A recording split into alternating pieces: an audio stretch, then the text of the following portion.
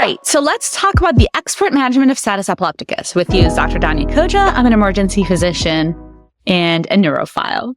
So before we start talking about status epilepticus, let's start with first things first. What are seizures? Seizures are episodes of disordered excessive neuronal activity in the brain. Well, we all know that. But let's take a look at the nitty-gritty of it. What happens? In our brains, we have a balance between the excitatory NMDA receptors and the inhibitory GABA receptors. When this balance is off, more of the excitatory and decrease of the inhibitory, then that's when we have our seizures. With status epilepticus, it's when we have 5 minutes of persistent seizures, or if we have 2 or more recurrent seizures without return to baseline.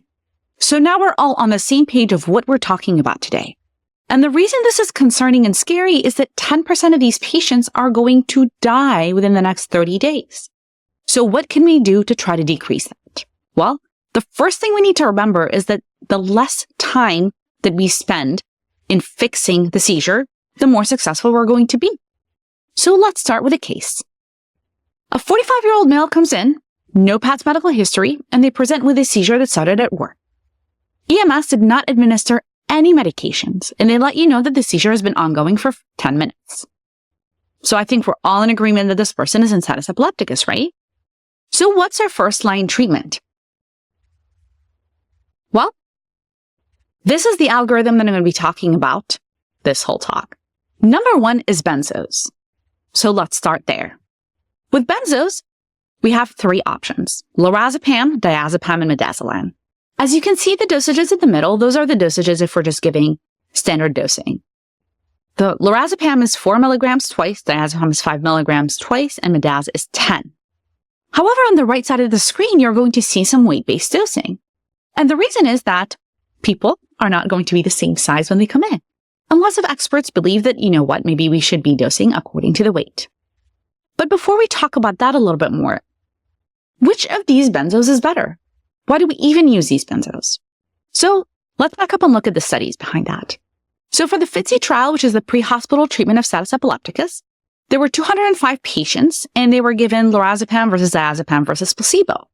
The lorazepam dose was 2 milligrams, diazepam was 5, and then placebo.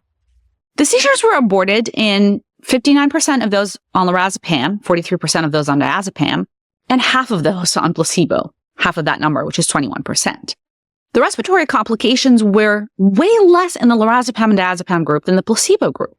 So they concluded that benzos control seizures, and no medications is worse than benzos. And I know that sounds like a dumb moment, but reality is, before 2001, we didn't really have that many good studies that look at that. So after this, we said, well, you know what? Lorazepam looks like it's better than diazepam. But is it really? Is lorazepam really our best medication out there? A rapid trial in 2013 came out that compared IM midazolam with IV lorazepam. And they looked at those who presented with a seizure at hospital arrival and they did not need rescue therapy. So the comparison was of 10 milligrams of IM midaz with 4 milligrams of IV lorazepam. And it was a non-inferiority trial. However, they realized that 73.4% of those who got midazolam had their seizure aborted, as opposed to 63.4%. And they both had the same intubation rate and recurrence rate. So it kind of looked like IM midazolam is a better drug than IV lorazepam. However, what they also noted is because it's an IM medication, then the time to the treatment in the midazolam group was actually way shorter. It was 1.2 minutes versus almost 5 minutes in the lorazepam group. And that is why we realized that, you know what? Maybe if we don't have an IV, giving an IM medication is best. And that is how IM midazolam got a lot of the popularity. And midazolam now is thought of as the superhero.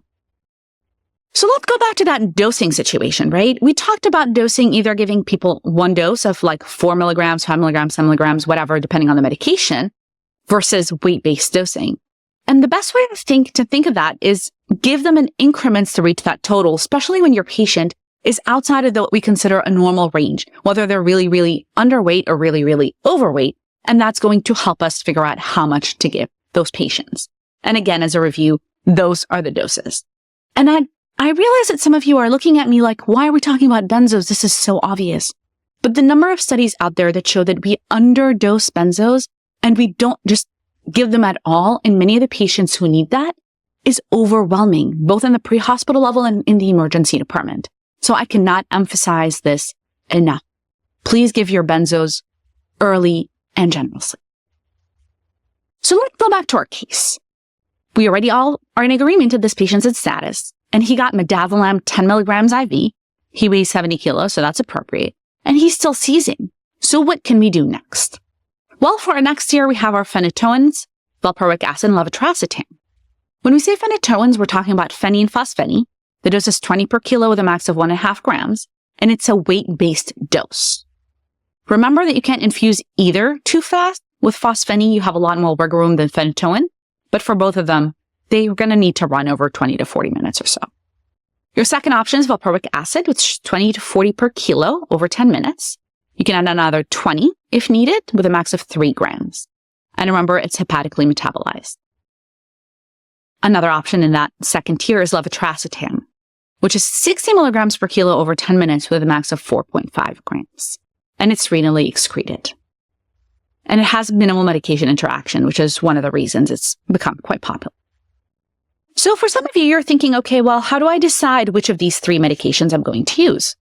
Well, up until relatively recently, we had no idea until the ESSET trial came out, which is Established Status Epilepticus Treatment Trial. For ESSET, they basically compared these medications with the dosages that we're talking about, and they realized that they're equally effective. Keep in mind, the dosages that they compared are the ones on the screen, not the 1 gram of levetiracetam that people love to get, all right? Because that's definitely nowhere near as effective as the other things we're talking about. So remember, all 3 medications, if given correctly, are equally effective in somebody who doesn't have contraindication. And for some individuals, they actually prefer to give everybody a second-line medication anyway once they've been diagnosed with status, even if they have stopped seizing. So remember, that's my take-home point number 2, which is know what your second-line meds are and dose them correctly. So let's go back to our case. Our patient got midazolam, he was given levetiracetam, which is 60 milligrams per kilo, and he's still seizing. What else can we do? We're done with number 1. With number 2, how about number 3? Well, technically at this point, he's in refractory status epilepticus.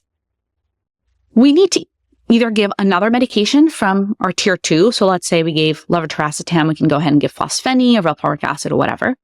Another medication we can give is lacosamide, which is not commonly found in emergency departments in our Pyxis. However, something we can definitely use. And then phenobarbital, which a lot of us have a lot more comfort using in pediatric patients or have been practicing for a very long time. All right. Well, we gave the patient the midazolam. We gave him the levetiracetam. We gave him another medication from that second tier, which is the valproic acid, weight-appropriate dose. And he is still seizing. What are we supposed to do? In this case, he's definitely in refractory status, and we got to re-ask ourselves, is this a provoked seizure? Why is this not getting better? And if they're in refractory status and we've gotten here, we definitely have to intubate the patient. We may have needed to intubate them earlier because they're not protecting their airway or anything like that. But if not, this is definitely the point where we got to stop and intubate the patient. Because our next step at this point is IV anesthetics. We can either start with a midazolam infusion, propofol infusion, or a ketamine infusion. Another not so commonly used anymore is the pentobarbital infusion. And the reason that's not commonly used is because of the increased level of hypotension that's present with that, and the fact that that's, although present a little bit with the midazolam and propofol, it's not as much as the pentobarb. And in some of these patients, we may not want to use paralytics to intubate them.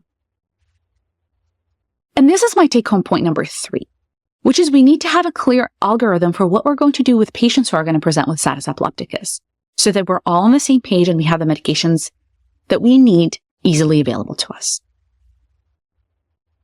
So let's go back to our patient. He was intubated, we used propofol, we used ketamine, we gave him rocuronium, and the seizures appears to have finally stopped. After we all high-five each other in the room, what are we supposed to do?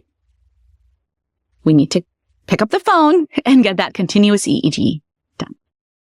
The reason we need to do that is because we need to diagnose if they're in non-convulsive status, which people are now calling settled status as well. and to titrate the sedatives that the patient is on to the goal of controlling their seizures. And this is an important plug for when do we need to get an urgent EEG. In anybody who we intubate with status, in a patient who's been seizing and they have a prolonged post-ictal state, or a patient who's coming in altered and we can't figure out why, and we're thinking, could they be seizing? And the EEG needs to be on for 24 to 48 hours. And remember that a spot EEG is not enough. Just for the sake of completion, I just want to remind you that maybe all of this stuff is not enough, and that's when they start throwing the kitchen sink at you. And at that point, the patient is definitely out of your emergency department and it's beyond the scope of what we talk about on a regular basis. But just so that you're not surprised when you hear about ketogenic diets, hypothermia, MAG, and electroconvulsive therapy. So putting it all together, remember, our algorithm is benzos, phenytoins, valproic acid, levetiracetam, other antiepileptics, which may include another one from the second tier, IV anesthetics, and then adjunctive treatments. So let's go back to the case, but actually change the ending a little bit. How about after you gave him midazolam and levetiracetam, the patient looked like he stopped shaking? And then you tried to do your neuro exam, and you notice that he has a right gaze deviation and he's not really responding. Are you done? That is your person who's coming in with subtle status epilepticus, which basically is altered mental status with subtle rhythmic movements, which you may not notice with your naked eye. It can be very, very, very subtle. And that is exactly why we were talking about EEG. And this can happen in up to 14% of complex partial status epilepticus.